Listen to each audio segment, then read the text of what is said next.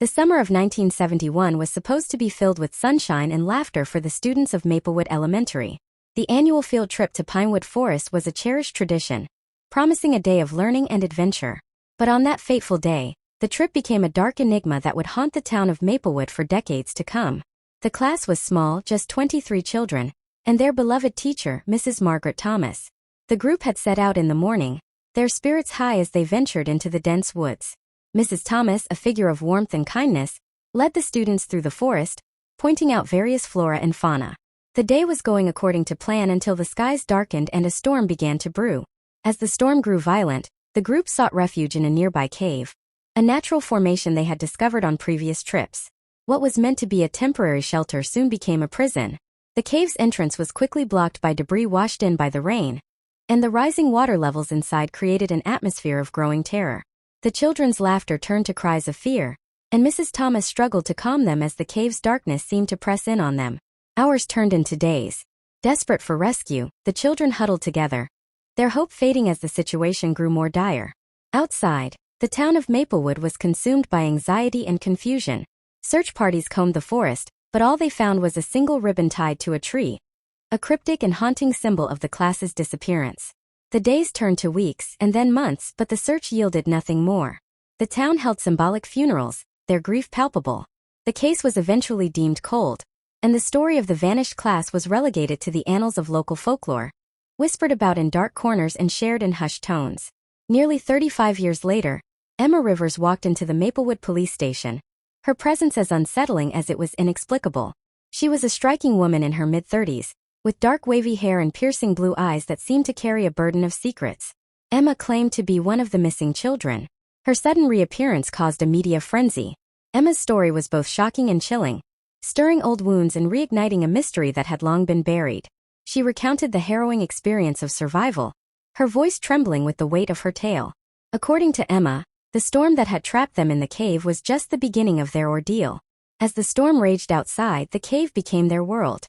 The walls seemed to close in, the darkness felt almost tangible. The rising water levels and the echoes of their own voices became a constant reminder of their dire situation. The group's initial panic soon gave way to a grim routine. Emma described the cave as a place of suffocating dread, where every sound seemed amplified and every shadow seemed alive. The children, once full of life, were now reduced to mere survivalists, grappling with the harsh reality of their confinement. Emma's narrative took a nightmarish turn as she recounted the strange occurrences within the cave. Whispers echoed through the darkness, voices that seemed to come from nowhere. Shadows danced at the edges of their vision, and eerie, unexplainable phenomena heightened their fear. The isolation and fear began to fray the edges of their sanity. Emma spoke of a flickering light that would occasionally appear at the far end of the cave. It seemed like a beacon of hope, but when they moved towards it, it would vanish, leaving them deeper in despair. The light became a symbol of false hope, a cruel tease that only served to magnify their suffering. As days turned into weeks, the group's situation grew more dire. Food supplies dwindled, and the children began to show signs of severe malnutrition. The psychological strain took its toll, with tempers flaring and hope fading. Emma described how the once caring Mrs. Thomas became increasingly distressed, her attempts to comfort the children growing more frantic as the days passed. The cave's environment seemed to conspire against them. The rising water made it difficult to find dry places to sleep, and the cold, damp conditions led to sickness among the group.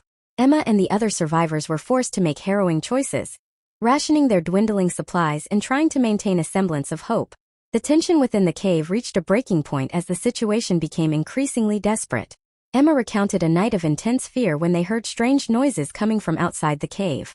The sounds of scratching and scraping against the cave walls seemed to suggest something, or someone was trying to get in. The children huddled together, their fear palpable as they waited for whatever was lurking outside to make its move. The final days in the cave were marked by an overwhelming sense of dread.